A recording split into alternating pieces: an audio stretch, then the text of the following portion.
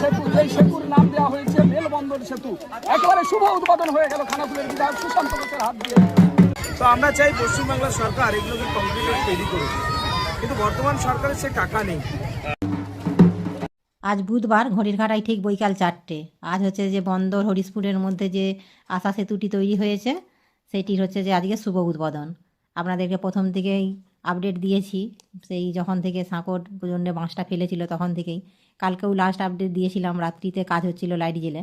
আর নিচের খিয়েটা কিন্তু এখনও নদী দিয়েই দিচ্ছে। ওই যে আমাদের সেই হরিশপুর ফুটবল গ্রাউন্ড থেকে এখানে বন্দর থেকে ঘাটে পারাপার হচ্ছে। এই উদ্বোধন হয়ে গেলেই সাঁকো দিয়ে যাতায়াতটা শুরু হয়ে যাবে। আর শুভ উদ্বোধন করতে আসছেন এখানেরই হচ্ছে যে হুগলি জেলার ওই বন্দরের এমএলএ সুশান্ত ঘোষ। ওনার অপেক্ষায় সকলেই দাঁড়িয়ে আছে, অনেক মানুষজনেরও ভিড় দেখতে পাচ্ছি। চলুন যা যাক, ফুল দিয়ে খুব সুন্দর করে সাজিয়েওছে। তবে এখানে আরও সব সাংবাদিকরাও এসেছে দেখতে পাচ্ছি। চলুন সামনে যাই, গিয়ে দেখি। এখানে কিন্তু আরও অনেক সাংবাদিকরা এসেছে, যে সব ভিডিও সব করছে। যেতে পারে সেটা হচ্ছে এই নদের উপর কংক্রিটের ব্রিজ।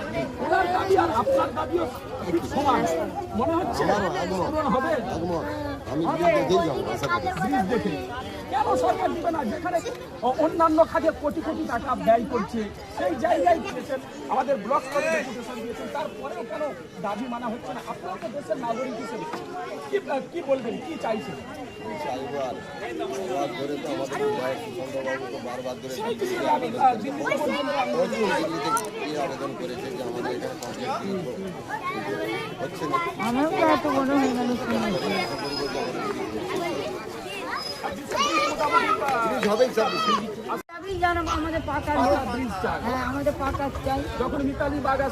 যতই এই বাঁশের সাঁকোটি তৈরি হোক না কেন, আমাদের দুই পাড়েরই মানুষজন, এই সাধারণ মানুষের দাবি একটাই, কংক্রিট ব্রিজ, পাকার ব্রিজ কবে হবে। সকলেরই একটাই আশা, সকলের ওই আশাতেই রয়েছে।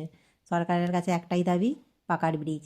এই যে দেখুন, ধৈর্য আর ধরছে না, তারই মধ্যে দু একজন করে এই সাঁকোর উপর দিয়েই যাতায়াত শুরু করে দিয়েছে। আর এদিকে ঢাকও বাজাচ্ছে।